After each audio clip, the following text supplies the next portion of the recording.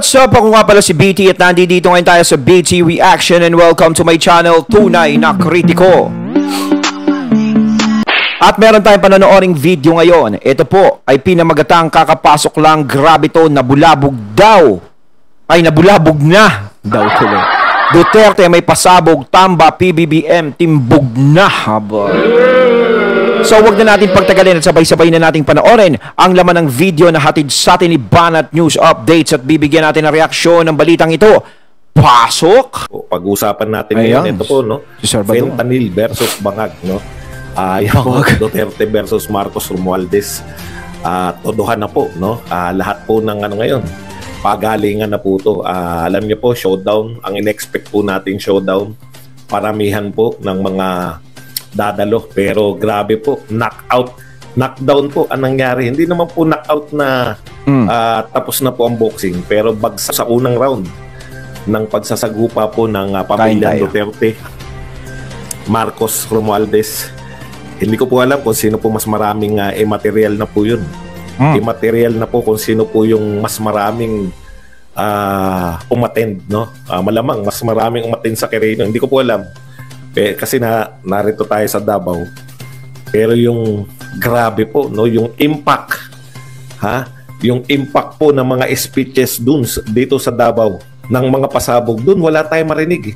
Hindi po napag-uusapan.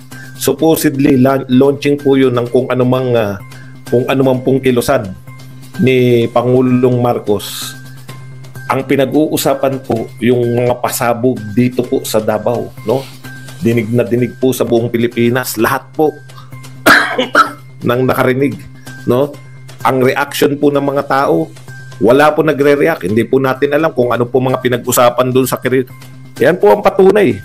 Real talk po. Makikita nyo po kung gaano po yung malahing yung political, kung hindi pa po kayo humahanga sa mga Duterte by this time. Alam nyo, hindi po yung hinahangaan nyo sila na yung the way, no, how they deliver, na walang silbi po yung hakot-hakot, wala pong maging usapin sa hakot. Ano po ang laman, pinag-uusapan po, mapa maka-Duterte, mapa anti-Duterte. Meron po bang nagsasalita tungkol po dun sa ano? Meron po bang nagsasalita tungkol dun sa naganap sa Quirino Grandstand? Yung mga pinag-usapan po ba doon, meron po bang nagsasalita after? Yung po ang tinatawag na launching impact. Ang may impact po, yung paglulunsad ng one opposition, pangungunan ng mga Duterte. Antindi po ng impact, no? Grabe. Wala pong panama. Tignan po niyan natin, ha? Sa totoo lang kasi, no, kahit naman hanggang ngayon, malakas pa rin ang impact ng mga Duterte. Kaya kapag talaga tumakbo yan, is malaki talaga ang pag-asang manalo. Kung si Tatay Digong tatakbong senador yan, malaki pag-asang manalo. Pero hindi pa natin alam kung number 1 or what. Pero si VP Sara, may pag-asang manalo. Si Pulong, may pag-asang manalo yan. Pero ako hindi ko talaga expected, no, para sa akin, na magkakaroon ng issue ang Marcos at Duterte. Parang sila yung naiisip na pagbanggain, magbabanggaan ngayon dahil maayos naman sila nung una. Tsaka magandang samahan yan yung PBBM tsaka BP Sara. Ang ini-expect ko talaga na magiging kritiko nila is alam nyo na kung sino-sino yung mga yon. Is yellow and pink talaga. Yung hanggang ngayon nababati ko sa kanila. Pero sa tingin ko ngayon, parang nawala na yung yellow at pink. At ang nangyayari ngayon na banatan is yung kulay sa kulay magkasama, no? Green nga pala si BP Sara, pula si PBBM orange, di ba? Basta yun na yun. Etong hindi natin na-expect na pagbanggain o magbanggaan is yung dalawang magkasama talaga. Na expected ko na silang dalawa ang babanatan ng mga yellow and pink. Ano po mga pinag-uusapan lahat ngayon? Yung bira ni Baste, Marcos resign, no? Yung bira ni PRRD, Bangag.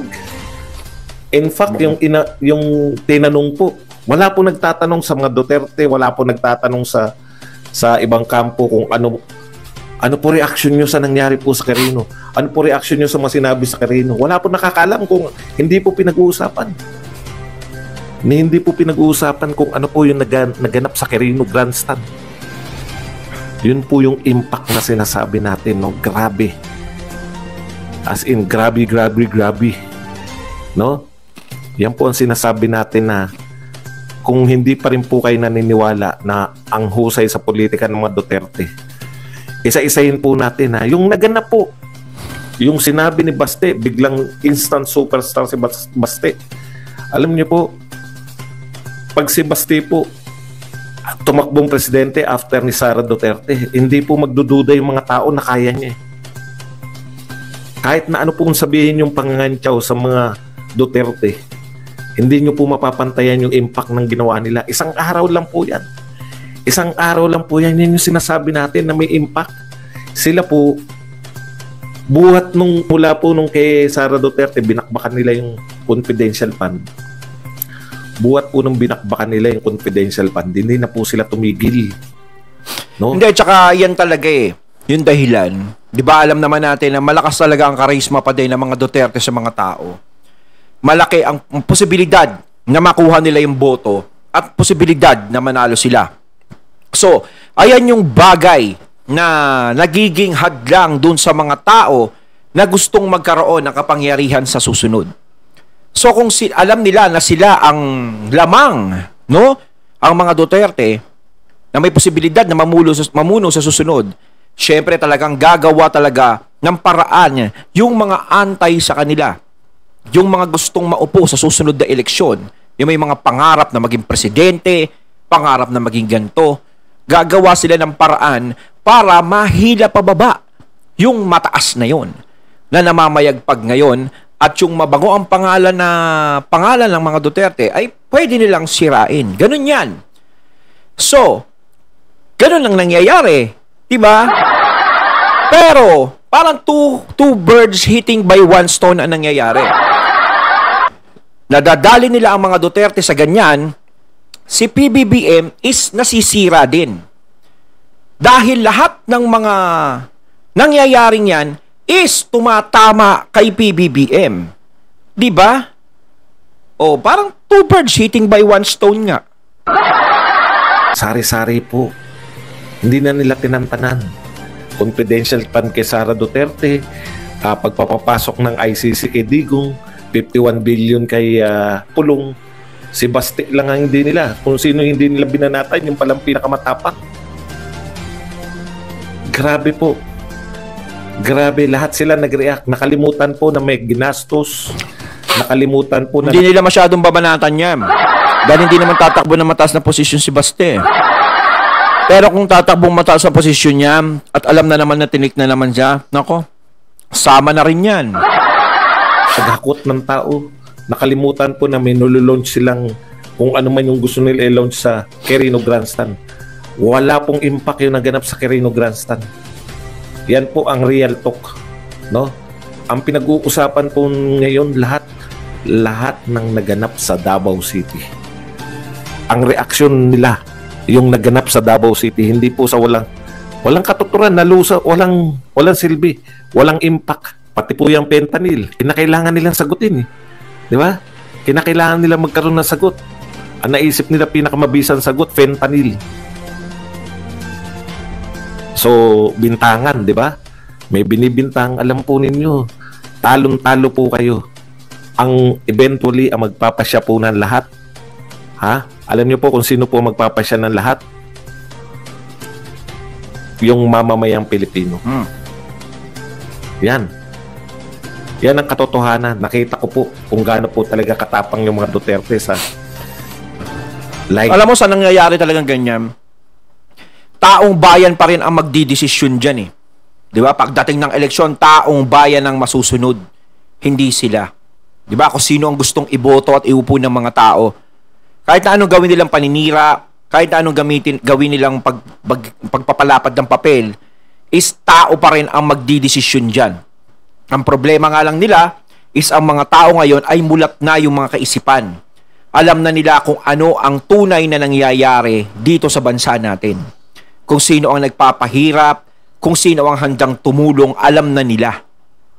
Kaya, hindi na siguro kung magkamali, just a little bit, doon lang naman tayo nagkamali kay kay 10K, ganyan. Ingilan-ngilan lang. Yeah. No, nakita ko po yung galit. Tapos, the way na paano sila mag-sway ng mga tao.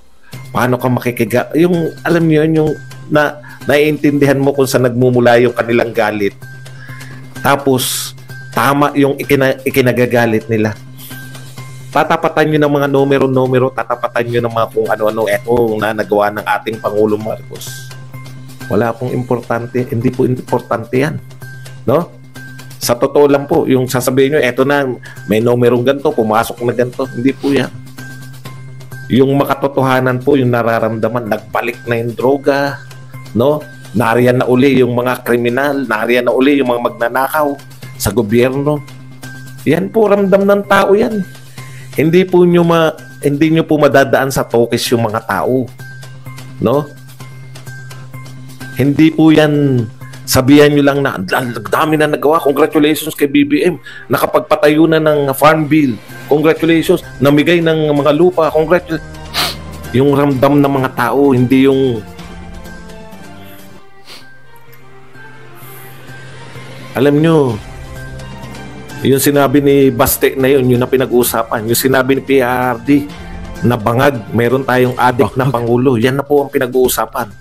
Ulitin ko, hindi po ako nagsabi yan. Sila po nagsabi niyan. Hindi. Ako, ilang masalita dyan, ha? Nakakain ako. Makabintangan niyo ko na ako nagsabi niyan. Si BBM po nagsabi niyan. Ngayon, bigla kayo naghahanap ng ebidensya, di ba? Di ba? Ito po, labanan to ng propaganda. Patalinuhan. Naiintindihan nyo? Nung binabakbakan ninyo si Sara... Kaso ang nangyayari, ang matalino yung kalaban eh.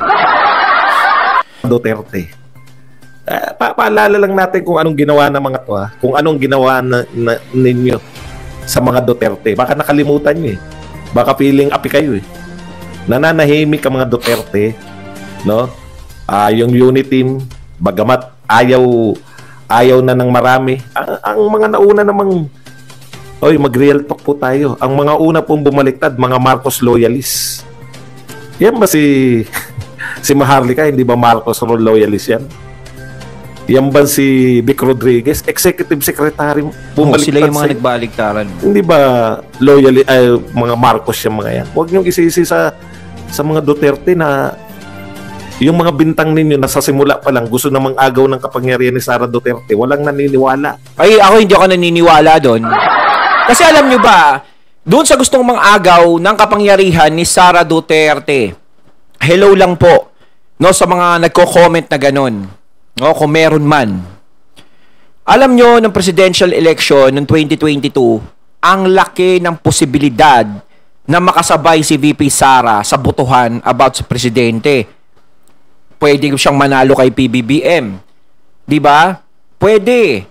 Siyempre si PBBM may pag-asa ding manalo. May laban. Ngayon, kung gusto naman ni VP Sara na agawin ang kapangyarihan kay PBBM, bakit makikipag-unite pa siya sa unit team? Samantalang alam naman ni VP Sara, no, na may posibilidad na pwede siyang manalo sa eleksyon noon. Di ba? Ano yun? Parang gusto ni VP Sara, sige, magpresidente ka pag nanalo ka, vice president ako, pag nawala ka, uupo ako. Di ba? Parang gano'n, pag na-impeach ang Pangulo, ganito, uupo si VP Sara, papalit. Mariosep naman, hindi gano'n ang pag-iisip ng isang VP Sara. Hindi naman sa pinagtatanggol, no? Pero parang yung nag-iisip ng gano'n kay VP Sara na gustong agawin yung kapangyarihan kay PBBM. Diba? Wala akong masabi. Mamura ko pa eh. Hindi nga totoo yun. Diba? Hindi ko alam kung bulag o bingi, diba? Di ba nakikita yung sinasabi mo? Diba? Hindi si Sir Badong, ha? Pis tayo niyan. Pis kami niyan. Yung nagsasalita ng ganun, na si VP Sara gustong agawin ng kapangyarihan kay PBBM, napakalabo. Napaka. At saka ba't niya pa aagawin? Pwede niya namang hintayin yung 2028. Alam niya naman na malaki ang posibilidad na maging presidente siya sa 2028. Diba? Ang lakas ng laban niya. Bakit aagawin niya pa? Vice president na siya. Di wow. Diba? Dahil kami, hirap na hirap kaming kumbinsihin si Sara Duterte. Kaya nga meron Sararan eh. Hirap na hirap kaming kumbinsihin. Number 1 ka sa survey. Bakit hindi ka tumakbong presidente? Ayaw niyan tumakbo ni Glenn Chong. supposedly, ano rin yan, di ba? Yan yung mga unang bumaliktad, mga Marcos loyalist yung mga yan. Napahiya pa. Si Digong daw napahiya. Wala nga pong pinag-uusapan na na nangyari sa Quirino Grandstand. Hindi po pinag-uusapan yung nangyari sa Quirino Grandstand. Duterte pa matapahiya. Ano ba namang utak meron kayo? Kayo nga, sige nga, sabihin nyo nga kung ano yung mga speech meron doon. Pero kayang-kayang sabihin sa inyo kung ano yung mga speech sa Davao. Baka pati mga loyalista walang nakaalala kung ano yung speech sa Quirino Grandstand. Magtapatan tayo, sasabihin nyo, napahiya ang mga Duterte. Alam ng tao yung mga speech dito sa Davao City. Dyan sa Quirino Grandstand, may natandaan pa, miski yung mga loyalista.